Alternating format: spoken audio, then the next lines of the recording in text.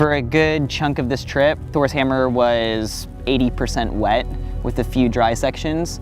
So I had to train my body to like climb 9A plus when it was damp, and that was a hard thing to do.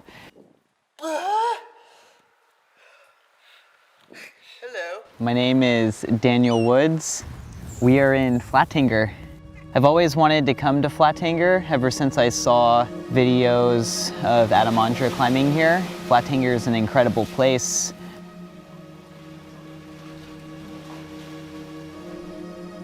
I started out sport climbing back in the day and got introduced to bouldering. I've now been bouldering for at least the last 10 years, pretty much every day. So this is the first time that I've had the motivation to switch back into sport climbing and try out something different.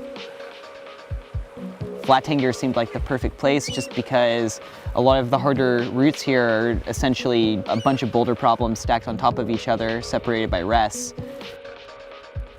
I guess my theory was to take what I've learned in bouldering and apply my strength and see what I could do on a rope with it. My name's Dave. I grew up in Maine. I live in Colorado now. And I'm here in Norway climbing at this big Flatanger Hans Hellerin cave. I love Norway. It reminds me of home, but also it's home with way better rock climbing and way better fishing. It's really nice here. Thor's Hammer was definitely the prize. I saw it and I was like, wow, that line climbs the whole steepest part of the cave. It's one of the biggest lines in the cave. I looked at Thor's Hammer and was really shocked at how long it was and felt fear in my heart. Thought that maybe this route would be a good intro into sport climbing.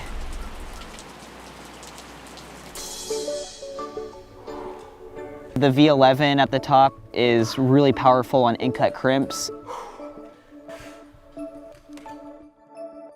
That's the beauty about this, is the line's worth it, even if it's wet, so I'm gonna try everything to just get it done.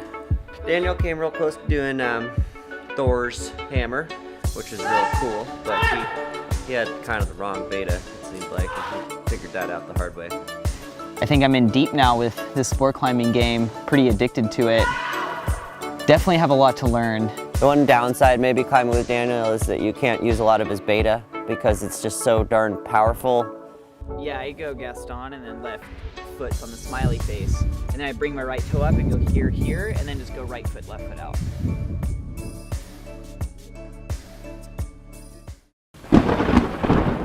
The weather was really shitty actually.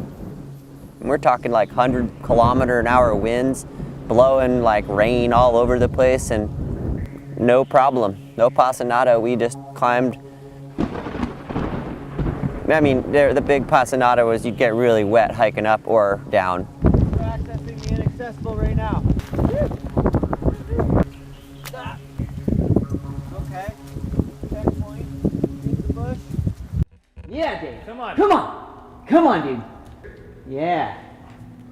You notice how I like got the undercling and I was like, and then I was like, take. It's like soaked. It taught me how to maybe go back and refine certain beta in certain sections so that I could climb it and have reserves when I was pumped and be able to do it when it was wet. Way easier. I was pretty intimidated by the long routes. That kind of was a good thing because it inspired me to try another route, which was a little bit more boulderer friendly, we'll say. The crux was right off the ground. You just kind of squeeze out this really strange feature doing some really improbable movements that you don't really expect to do. A couple years of bouldering don't give you much endurance. I always say it's all in the mind. I don't know if it's all in the mind. I think it might be a lot of the forearms. I got this savage forearm pump I developed here. I don't really feel very tired anywhere other than my forearm. One day I actually climbed through the whole bottom boulder problem and managed to punt off the ending, the last hard move.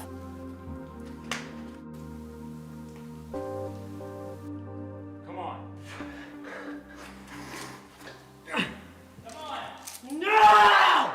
which was a bit of a disappointment, but the kind of ass kicking I needed to step it up. Okay, harnessed up. Will today be the day to not fall? Clip an anchor. Yeah.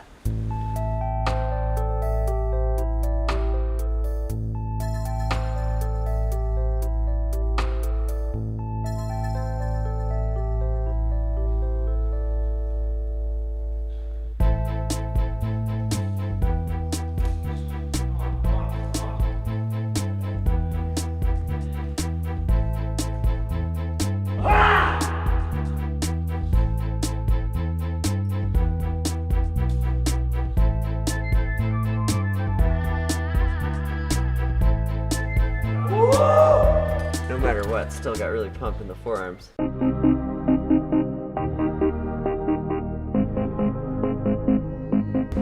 there a knee-bar in here? Yes. Yeah. See that right there? Exactly. Oh, wow. That's where you rest. That's a nice one. Dave is like knee bar master. I've been knee-barring since 97, 96. Basically when I started rock climbing, I just look at the wall and I'm like, oh yeah, get me in those knee bars. This climbing area is so full of knee bars that it's what one would call a knee bar paradise. I accept the battle, the wet battle. Just gotta get a little bit more adapted and know it can go. I guess the confidence kind of started seeping in subtly.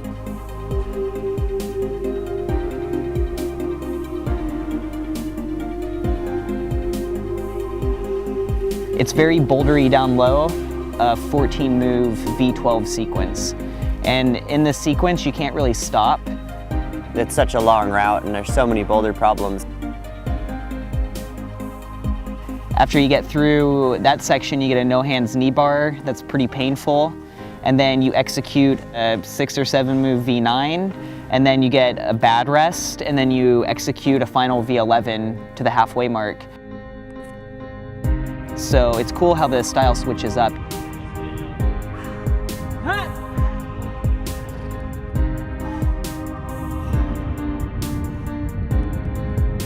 The climbing style is something similar to the stuff I grew up climbing on, and also similar to a lot of the bouldering I do. And also it's really inspiring.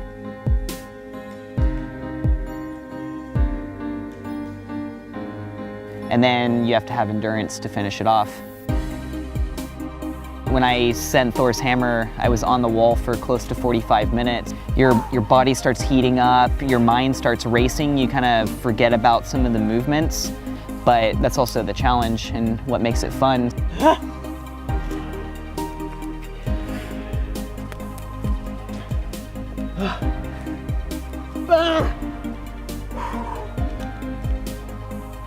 Clipping the anchor is just pretty awesome. I haven't done a 9A plus since 2007, so. Woo! That feels good. Feels higher now. Boom. Hard earned, dude. Did good. Something happened in my body.